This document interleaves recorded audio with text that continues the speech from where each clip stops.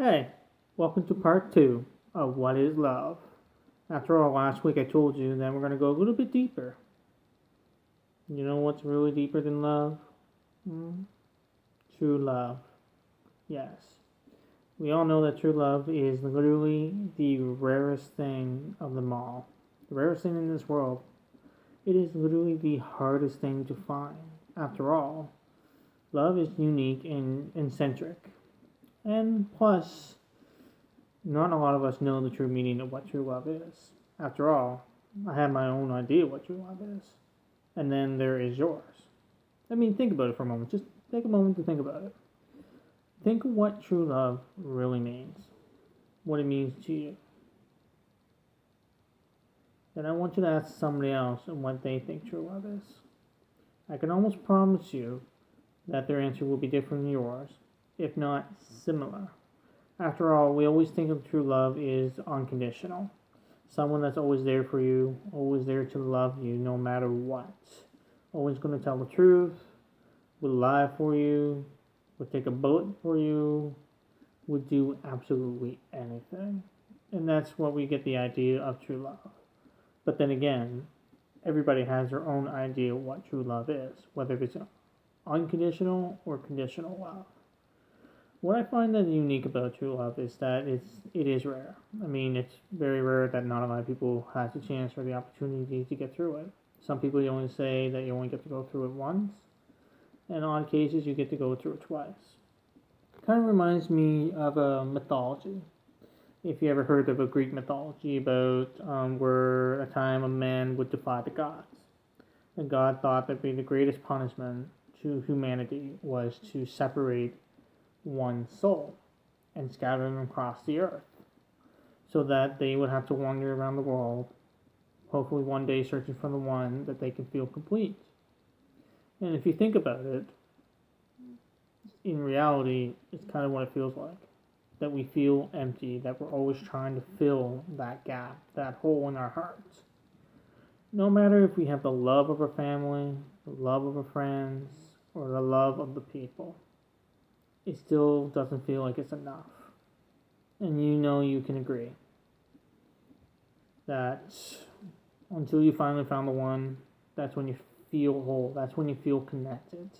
That's when you feel free, happy, forever relentless in love. No matter what the situation or how angry you get, you're pretty much in love. Point blank. But that's the ideal true love, is that we listen to other people, we try to find it. I mean, in the world population, there's over 7 billion people. And probably only maybe there's 15% of it has found true love. Could be less. I mean, there's a lot of people who hasn't really truly found love, and that they find different kinds of love, like I previously stated in part one, that there are puppy loves, conditional love, or there's some kind of romantic love or hopeless love type deals that we don't fully understand, that we choose to fall in love with someone else, but we don't really truly love them. I mean, after all, you heard this statement before that humans fall too easy, or people fall too easy in love with others. Well, that's not because that they are weak or it's something they really want bad. They're looking for that connection to make them feel like they mean something, like they meant to something to somebody. And that's why a lot of people, and I mean you, a lot of people are looking for true love, whether you know it or not. You feel that emptiness, that you're looking for someone to confide in you, to trust in you, to love you as much as you would do for them. And that's, again, is the rarest thing to find. I mean, not a lot of people has found true love. After all, I mean, look at the divorce rate in the world, really. Like Canada and US is pretty high. Like practically a divorce rate in every one third person or something like that, statistically. Like I said, I'm not a doctor, not a scientist or a sociologist or any of the kind, but it's my opinion and the idea that comes of it. And hopefully you guys see that idea as well as you have your own, that I'm willing to listen to as well. I mean,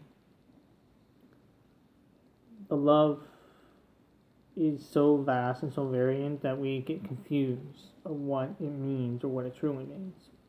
That we always try to find a way to understand it or to use to control it. Like I said before, that love can be used as a weapon if you know how to wield it. After all, what better weapon is to have true love. True love will literally make you do anything. After all, you heard the statement before that we do crazy things when we're in love. And that we do. We do things that we never thought was possible, that we do things way above and beyond. And we can't control ourselves. And that's another thing too, is that we cannot control ourselves when we're in love. That we are blinded. It's like a curtain. Just shut it down in your face. You can't see anything around. You can't really necessarily see the person in front of you until you really get to know the person.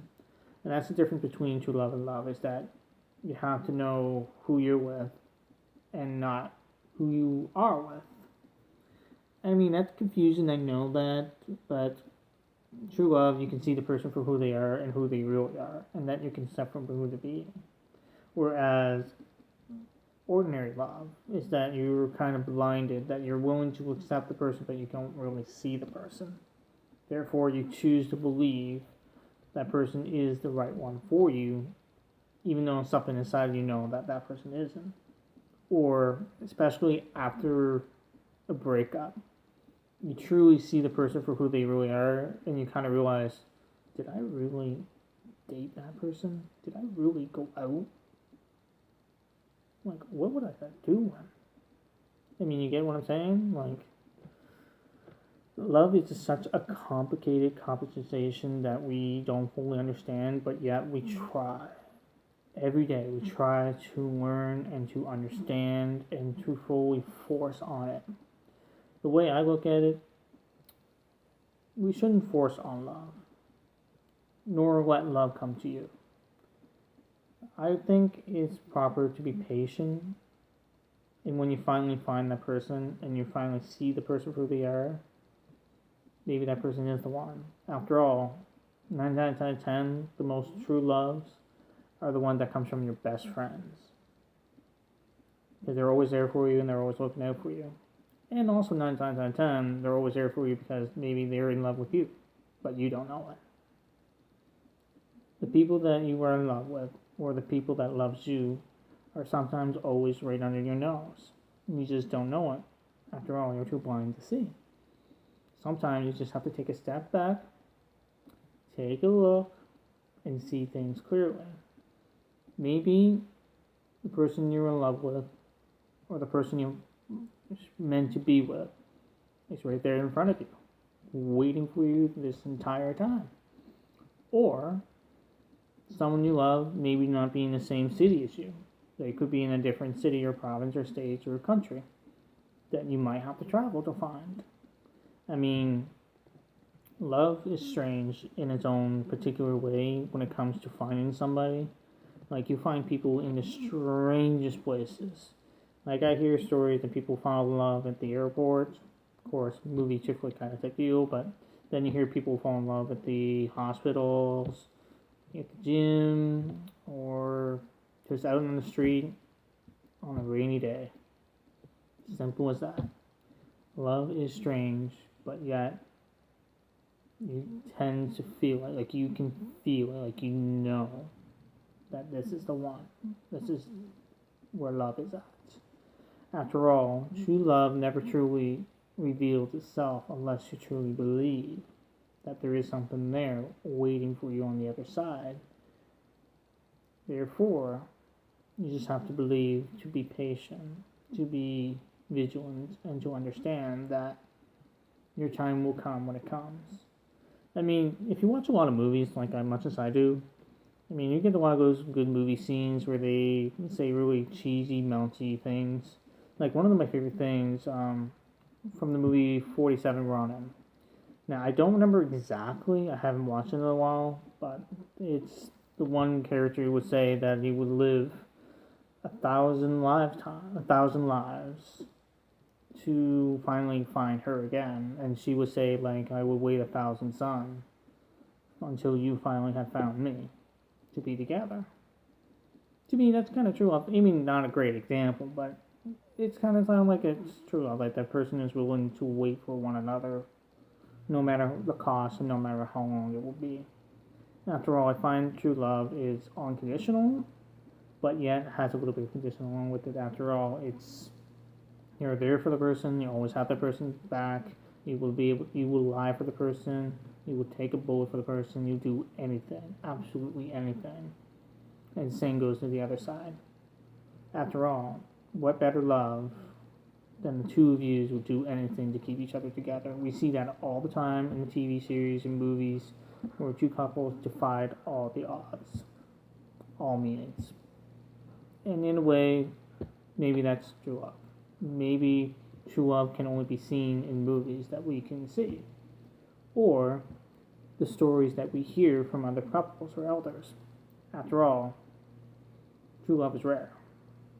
And that another way to know about true love too is that I hear stories sometimes where an older couple that are in their 60s or 70s that pass away, or the husband or the wife. When the husband passed or the wife passed, a week later, the wife or the husband passed along with it as well.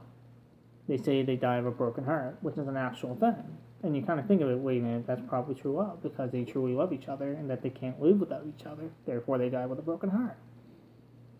Kind of interesting to know, eh? It's kind of interesting to me that there are certain things that you can see and know that true love does exist, but at the same time, you kind of have a little doubts about it because you never really experienced it yourself. Well, believe me when I say this, that someday, in some part of your life, you will find it. That person will be there when you least expect it.